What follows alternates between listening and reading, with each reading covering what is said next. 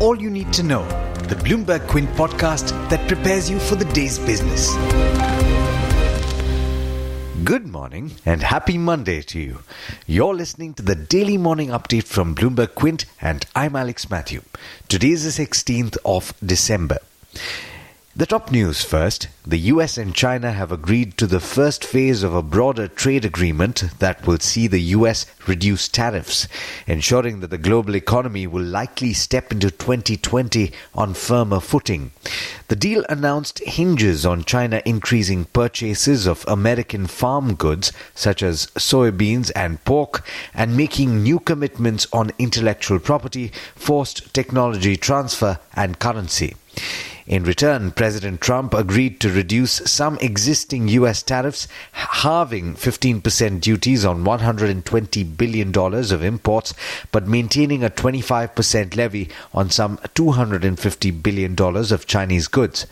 The U.S. also decided to suspend new import taxes that were set to take effect yesterday, covering $160 billion of products such as smartphones and toys. No date has yet been set for the US and China to kick off Phase 2 trade talks, according to US Trade Representative Robert Lighthizer, contradicting a suggestion by President Donald Trump that negotiations would start right away. For now, the two sides are focused on implementing the agreement reached on Friday, which is expected to be signed in January. Turning back home, Finance Minister Nirmala Sitharaman will begin her pre-budget consultation exercise today, seeking inputs from various stakeholders, including industry bodies, farmer organizations and economists for reviving consumption and boosting flagging growth. The budget for the new year is expected to be presented on February the 1st, which is a Saturday. Even as the Coal Ministry considers allotting coal mines for various end users, uncertainty prevails over the Gare Palma mine in Chhattisgarh. The ministry, in a notification dated the 13th of December, announced the allotment of as many as 5 coal blocks, while stating that 6 coal mines were under consideration for allotment. It said in the notification that in the auction process, the successful bidders for all the mines except Gare Palma 4-1 have been recommended by the central government. Public sector lender Punjab National Bank underreported its non-performing assets by as much as 2,617 crore rupees in the financial year ended March 2019, as per the RBI's risk assessment report. The government has initiated a review of foreign fund flows in sensitive sectors like telecom and physical infrastructure at strategic locations of the country, according to PTI, which quoted unnamed sources. A comprehensive review has been undertaken to assess the control over infrastructure at strategic locations and border areas of the country. Hong Kong's demonstrators clashed with police late on Sunday as Chief Executive Carrie Lam began a visit to Beijing, where she's expected to update Chinese President Xi Jinping and other senior officials on the violent protests that have gripped the city for the past 6 months. The clash late on Sunday followed a more subdued weekend for the city's demonstrators.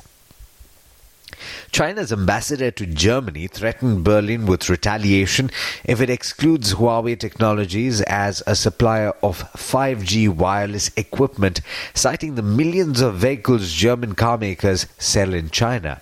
Ambassador Wu Ken's comments at an event on Saturday come on the heels of a growing resistance against Huawei among some lawmakers in German Chancellor Angela Merkel's governing coalition. In international markets, 2 of the 3 U.S. averages ended unchanged, while the Nasdaq climbed only 0.2%. Indices futures were indicating narrow gains in today's session. Meanwhile, in Asia, stocks were mixed at the start. Japanese indices were lower by about 0.25%. The Kospi in South Korea was flat, while the Australian benchmark was higher by over 1%.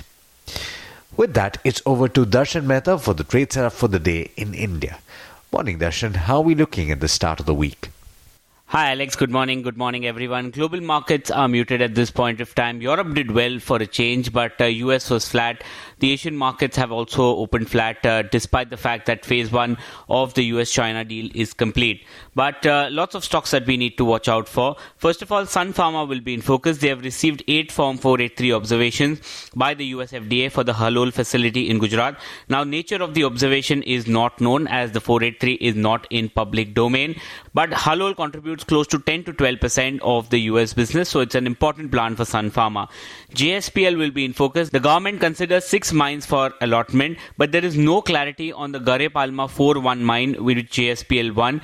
ET reports that the government has decided to reject the bid by JSPL. Now, JSPL in its part has said it is not aware of this decision. It had been selected as the highest bidder with this mine with a base bid price of 230 per ton, but in 2015 bids were rejected for the mine on grounds of being non-competitive, and that time the bid was 1585 per ton. Morgan Stanley says that the captive coal block could have added 900 crores to the EBITDA on a steady state basis, but that somehow will not come in if the bid is rejected. PSU banks will be in focus. ArcelorMittal initiates 42,000 crore payment for Essar Steel acquisition as per PTI. ArcelorMittal has arranged for the entire fund and is likely to transfer the money by Monday. So some of the beneficiaries will be SBI, Canara Bank, IDBI Bank, a whole host of the PSU banks, and among the private banks there is ICICI Bank and Edelweiss ARC.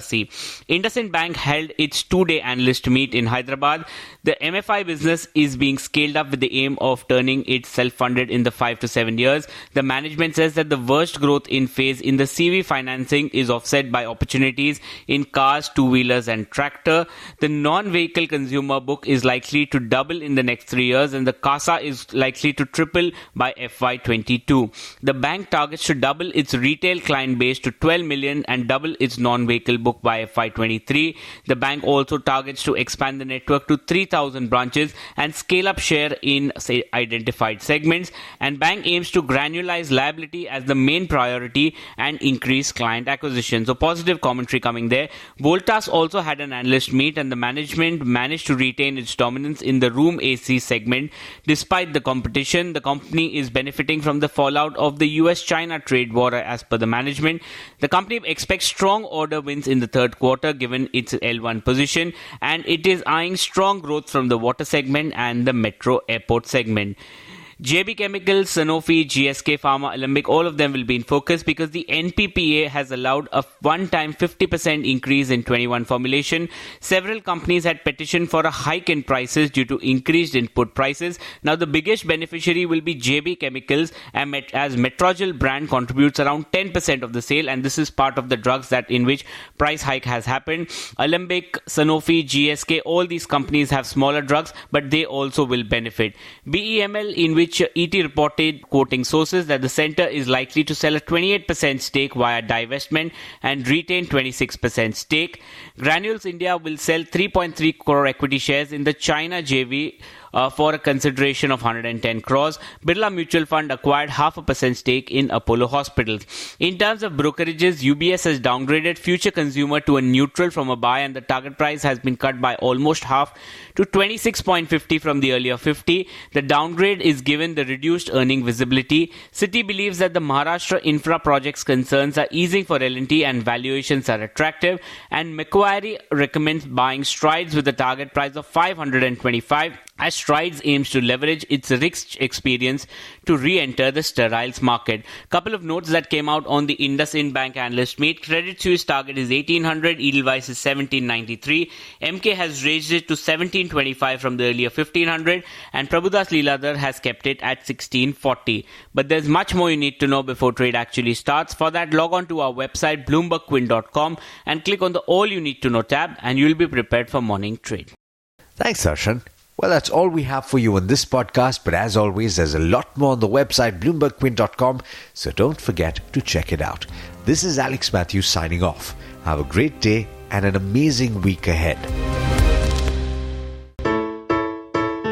I hope you enjoyed listening to All You Need to Know. Did you know that you could listen to the show on the IVM Podcast app? On the IVM Podcast app, along with this, we have a number of other shows which you think you'll enjoy. Listen to Cyrus Says with Cyrus Brocha as the host. Listen to Paisa Vaisa with Anupam Gupta.